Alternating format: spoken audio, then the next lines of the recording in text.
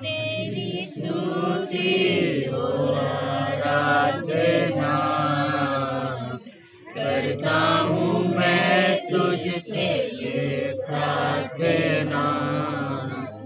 महिमा से तेरी तू इस जगह को भर, जो भी तू चाहे तू यहाँ पर कर।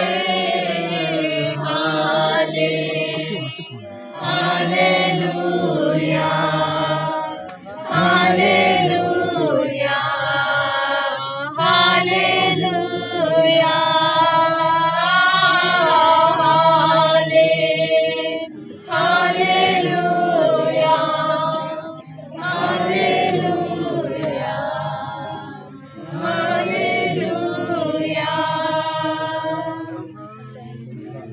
धन्यवाद यीशु, हालेलुया।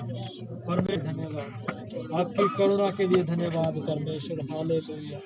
परमेश्वर सच में पिता आपकी दया थी कि हम आज का दिन देख पाए परमेश्वर। प्रभु आपकी करुणा थी कि हम आज के दिन में पिता परमेश्वर जीवित है। परमेश्वर आपके अनमोल प्रेम के लिए धन्यवाद, धन्यवाद परमेश्वर, धन्यवाद परमेश्वर, हालेलुया। सभी आराम से अपने स्थानों पर बैठ। नमस्कार दोस्तों, आप देख रहे हैं DN हरियाणा और DN हरियाणा के लिए मैं दिनेश जुलानिया आज पहुंचा हूं जुलाना के वार्ड नंबर 11 में। और यहां पर जो ईसा मसीह है उनके जन्मदिन का सेलिब्रेशन चला हुआ है। हमारे साथ फेमस पास्टर और उनसे जानेंगे जो सेलिब्रेशन है भाई ये कितने दिन चलता है, कैसे है, इसके बारे में हमारे को जो नॉलेज नहीं है इनसे नॉलेज लेंगे। जी आपका DN हरियाणा पर स्वागत है। धन्यवाद। आज जो सेलिब्रेशन चला हुआ आपका जी, ये कितने दिन चलता है और किस उसमें सेलिब्रेशन किया गया? ऐसे आज तो जैसे फाइनल है 25 दिसंबर है विश्व भर में और खासकर एशिया में 25 दिसंबर को प्रभु यीशु मसीह का जन्म मनाया जाता है और मैरी क्रिसमस करके इसको नाम दिया गया है। वैसे तो इसको जनवरी तक लोग सेलिब्रेट करते हैं और अभी जैसे कोरोना वायरस की वजह से सब लोग एक जगह इकट्ठा नहीं हो पाते, तो हमने जैसे 21 से लेकर के आज 25 तक 7 दिन हो गए। आज हमारा लास्ट था, हमने आज सेलिब्रेट किया है। लास्ट दिन सेलिब्रेट? हाँ जी, हाँ जी।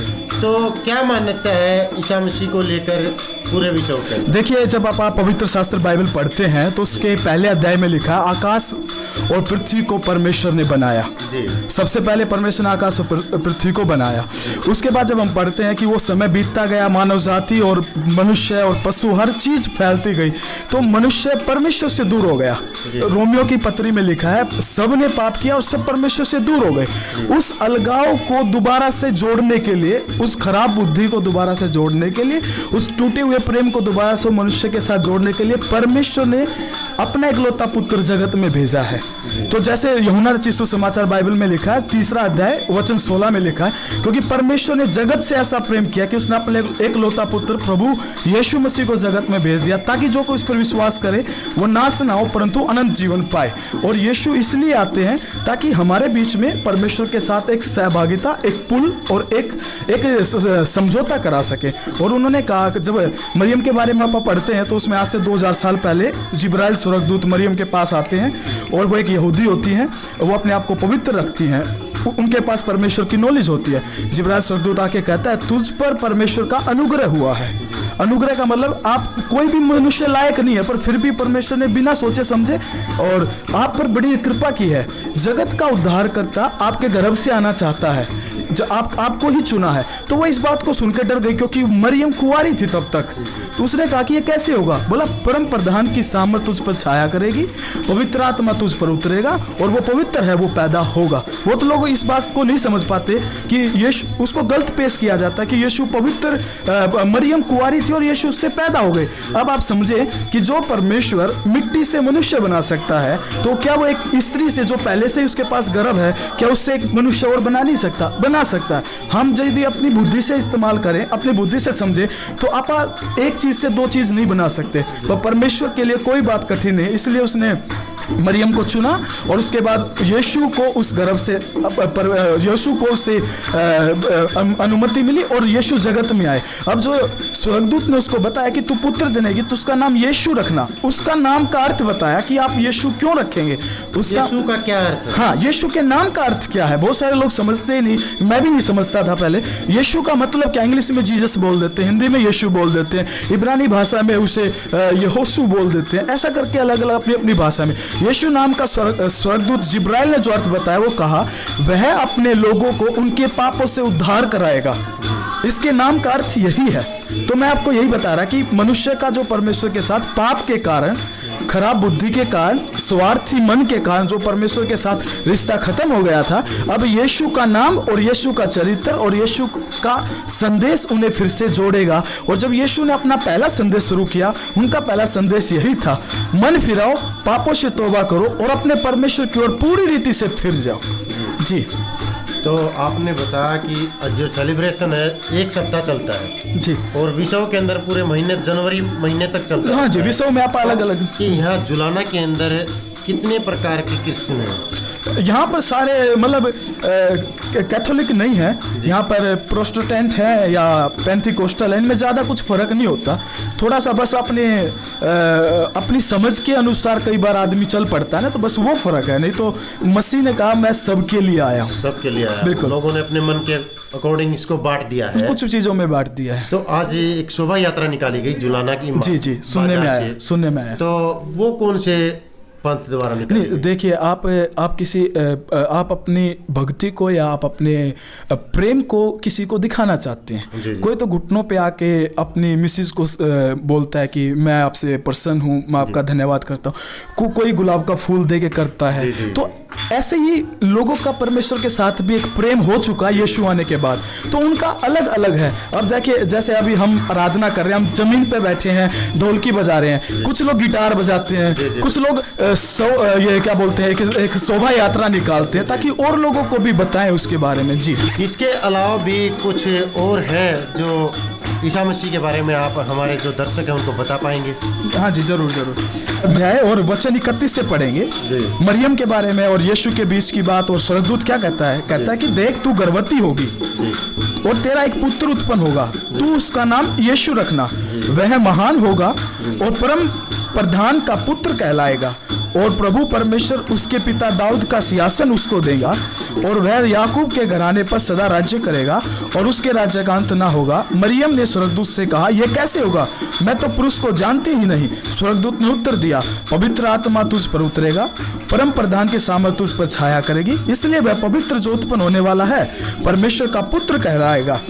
वचन 37, क्योंकि जो वचन परमेश्वर की ओर से होता है वह प्रभाव रहित नहीं होता। मैं आपको ये इसलिए बता रहा हूँ क्योंकि कोई भी अभी आप मसीह सेलिब्रेशन करते हैं या कोई भी उत्सव करते हैं या प्रार्थना करते हैं, यदि वो वचन से है वो प्रार्थना मान्य है, यदि वचन से आप हार मानते हैं वो गलत है। अब मैं एक चीज़ आपके साथ शेयर करना चाहता हूँ। बहुत लोग ये नहीं समझते कि मसीह है कौन, बस इतना जानते हैं कि ये एक धर्म है। पर यदि आप इसको थोड़ा ध्यान से पढ़ें तो ऐसा लिखा है कि ये सारी मानव जाति के लिए, सारे जगत के लिए, उनके पापों को क्षमा करने के लिए। क्योंकि मैंने आपको बताया यीशु नाम का अर्थ यही है कि वह अपने लोगों को उनके पापों से उद्धार कराएगा। तो उनका आना लोगों को पापों से छुड़ाना था। याकूब थे, याकूब कौन थे? याकूब क्या था कि जो अपने एशिया द्वीप पे यरूशलेम और जो इज़राइल आज का देश है, इज़राइल जो देश है, इज़राइल को इनके जो पहले जो मुख्य आदमी हुए हैं जिनके द्वारा ये देश बसा याकूब मेमन। हाँ, मेमन नहीं, याकूब परमेश्वर का एक दास रहा है। उस दास से 12 बेटे उत्पन्न हुए, 12 गोत्र कहलाए। और परमेश्वर ने जब उसको देखा कि ये इंसान अच्छा है, खरा है, ईमानदारी से रहता है, प्रभु से प्रार्थना करता है, प्रभु से भय मानने वाला है, तब परमेश्वर ने उसका नाम इज़राइल रख दिया। यानी कि आज जो इज़राइल देश है, जिस देश में यीशु का जन्म हुआ, उसी देश का जो इज़राइल का जो असली नाम था वो याकूब है। तो इसलिए इसमें लिखा है याकूब के घराने पर सदा राज्य करेगा, यानी कि वो इज़राइल पे राज्य करेगा और वहां से सारी मानव जाति की तरफ सुसमाचार आएगा। यही कारण है कि यीशु यरूशलेम में आए, मारे गए, गाड़े गए, तीसरे दिन मुर्दों में से जी उठे और उसके बाद सुसमाचार सारी पृथ्वी तक आया। और लास्ट एक मत्ती रचित सुसमाचार में आपको बताना चाहता चाहता हूँ, कुछ लोग कहते हैं कि जी हम अपने किसी का भी प्रचार नहीं करते, पर आप इतना प्रचार क्यों करते हो, आप इतनी प्रार्थनाएं करते हो, लोगों को इकट्ठा करते हो, उनके बारे में बताते हो। वो बात मैं आप शेयर करना चाहता हूँ क्योंकि बहुत महत्वपूर्ण बात है। देखिए, जब यीशु मारे गए तब उनकी उम्र 33.5 साल की थी। उनकी देह का और उनके जीवन का पहले से ही तय था, क्योंकि उनका अंत कब हुआ? उनका 33.5 साल की उम्र में जब उनको पकड़ा गया रोमी सरकार के द्वारा, यह कह के कि यह तो लोगों को भरमाता है और लोगों को गलत बातें या नया धर्म पैदा करता है। और उनकी सेवा 3.5 साल की बाइबल में लिखे, पढ़ेंगे तो हमें पता लग जाएगा। उन्होंने बीमारों को चंगा किया, कोढ़ियों को शुद्ध किया, अंधों को आंखें दी, यहाँ तक भी जो मर गए थे वे भी उन्होंने हाथ रखा और उन्हें जीवित किया, क्योंकि उसने बताया कि मैं परमेश्वर हूँ, जीवन मृत्यु रखता हूँ। जब वो क्रूस पे मारे गए, कील ठोकी गई, उनका पहले से ही तय था कि वे काठ पर लटकाए जाएंगे, क्योंकि भविष्यवक्ताओं ने खोल दिया था खुदा ऐसे करने जा रहा है। वो समय आ गया था आज से 2000 साल पहले। तो जब वो मारे गए, कब्र में रखे, उनके बारे में पहले ही बता दिया था वो ना मरेगा, 30 दिन जीवित होगा। जब वो 30 दिन मुर्दों में से जीवित हुए, उसके बाद बहुत लोगों ने उसको उसी दिन देखा, कुछ ने 2 दिन बाद देखा, कुछ ने 1 हफ्ते बाद देखा। ऐसे करके प्रभु यीशु 40 दिन तक अपने चेलों के साथ रहे, 40 दिन तक। फिर उसका समय आया कि अब मैं पिता के पास वापस जाता हूं। जब उनके चेले उन्हें देख रहे थे वो बादलों पर जाते हुए, तो जैसे वो ऊपर जा रहे थे वो दिखने बंद हुए। बाइबल में सारी बातें लिखी है। तुरंत 2 स्वर्गदूत आते हैं, कहते हैं कि जिन्हें तुम स्वर्ग में ऊपर जाते हुए देखते हो, एक दिन वो बादलों पे वापस आएगा। अब वो वापस आएगा, ये किसी मनुष्य ने नहीं कहा या पास्टर फेमस ने नहीं कहा, ये परमेश्वर ने कहा, जिसने कहा था कुंवारी गर्भवती होगी, तुम्हारे लिए उद्धार करता आएगा। 700 साल के बाद उन्होंने उस बात को पूरा किया। अब 2000 साल इंतजार हो गए, लोग कर रहे इंतजार, प्रभु आएंगे। चाहे 2000 के अगले 2000 साल और बीत जाए, पर प्रभु वायदा करता है वो आएगा। तब तक प्रभु ने कहा, जिन्होंने ये बताया था उस प्रभु का क्या नाम था? जिन्होंने कहा था कि यीशु महाराज आएंगे, वापिस आएंगे, जन्म लेंगे, तो वो कौन थे? वे मैंने आपको बताया वे स्वर्गदूत थे। अभी आत्मिक सेना ही है, वो प्रभु के ही दूत हैं। प्रभु के ही हाँ, तो हाँ, जब उस पहाड़ से प्रभु को उठाया गया, जो लास्ट वचन जो प्रभु ने कहे वो मैं आपको पढ़ के सुनाना चाहूँगा, क्योंकि कुछ बात ऐसी होती है कि लास्ट पल हुआ क्या था, बातचीत क्या होती। इसमें लिखा, यीशु ने उनके पास आकर कहा, स्वर्ग और पृथ्वी का सारा अधिकार मुझे दिया गया है, इसलिए तुम जाओ, सब जाति के लोगों को चेला बनाओ। एक जाति के लिए नहीं, केवल इजराइल देश के लिए नहीं, हर देश और हर जाति के लिए, कोई छोटा नहीं कोई बड़ा नहीं, सबको प्रभु के प्रेम के बारे में बताओ और उन्हें पिता, पुत्र और पवित्र आत्मा, त्रिएक परमेश्वर पिता, पुत्र, पवित्र आत्मा के नाम से बपतिस्मा दो और उन्हें सब बातें जो तुम्हें मैंने मानना सिखाया है उन्हें सिखाओ, और देखो मैं जगत के अंत तक सदा तुम्हारे संग हूँ। मतलब वो जी उठे और कहा कि जो मुझ पर विश्वास करेगा उनके साथ भी मैं रहूँगा। जी, देशवासियों को डीएन हरियाणा के माध्यम से आपका संदेश है। मैं एक बात कहना चाहता हूँ कि हमें इस दुनिया पे रहते रहते, ये दुनिया अपनी नहीं है, वो परमेश्वर ने इस दुनिया को बनाया, ये दुनिया उसकी है। और माँ के गर्भ में भी आपको मुझे, चाहे नर हो चाहे नारी हो, चाहे पशु हो चाहे कुछ भी हो, सब कुछ प्रभु की अधीनता में पैदा हुए हैं। मैं एक चीज़ कहना चाहता हूँ इस समय, 3 चीज़ें मुख्य हैं। पहला, प्रेम, जिस प्रेम की खातिर यीशु भी क्रूस पे मर गए और जिस पाप की दीवार को गिराने के लिए पिता ने पुत्र को जगत में भेज दिया कि मनुष्य में ऐसा समझौता कर ले, पाप से इनकार कर दे, मन फिरा ले। पहला प्रेम है, आपस में प्रेम करेंगे। अभी बाइबल में ऐसा भी लिखा है कि यदि तू अपने भाई को देखता है तो उससे प्रेम नहीं करता, तो मुझ सामर्थी प्रभु से जिसे कोई देख नहीं सकता उससे क्या प्रेम करेगा। तो यदि आप परमेश्वर से प्रेम करते हैं, उससे कहीं अच्छा है कि उसको प्रमाणित करें कि अपने मानव जाति से प्रेम करके करें। मान लीजिए मैं प्रभु कहूँ और मैं आपका अनादर करूँ, तो उसमें मैं भक्ति में नहीं हूँ, है ना, मेरी जुबान लगाम पे ना हो। यदि मैं प्रभु को गाली नहीं दे सकता तो मुझे कोई अधिकार नहीं कि मैं मनुष्य को भी गाली दूं, क्योंकि वो उसी के स्वरूप में रचा गया है। दूसरा मैं बताना चाहता हूँ, आशा, प्रेम और आशा। आज मनुष्य किस ओर जा रहा है, किस दुख में है, उसके सामने अंधेरा है, आगे क्या होगा, मरने के बाद क्या होगा, एक आशा है। आज क्रिसमस पे हम जो सेलिब्रेट कर रहे हैं वो इस बात को याद कर रहे हैं कि प्रभु ने हमारे लिए प्रबंध किया है।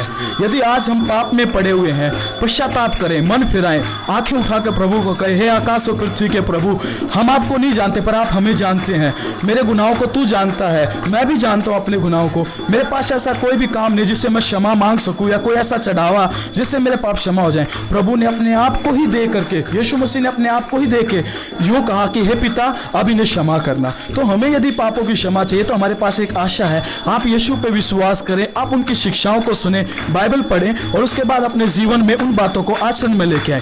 तीसरी बात है कि आप विश्वास, यदि आप अपने बच्चे को रोटी मांगने पर रोटी ही देते हैं, कभी पत्थर नहीं देते, वो आकाश और पृथ्वी का प्रभु जो हमें बनाता, हमें इस दुनिया में रखा, हमारा जीवन और मृत्यु उसने तय कर रखा है, उस पर विश्वास और आशा रखते हुए विश्वास करें कि यदि हम उससे प्रार्थना करते हैं तो हम बुरे होकर अपने बच्चों को रोटी देते हैं तो वो हमारी सहायता जरूर करेंगे। जी देखिए, इन्होंने हमारे को इतनी अच्छी बात बताई कि प्रभु पर विश्वास करें, प्रभु ही सब कुछ करेंगे। आप बनी रहिए DN हरियाणा के साथ। DN हरियाणा के लिए मैं दिनेश जुलानिया, जुलाना के वार्ड नंबर 11 से।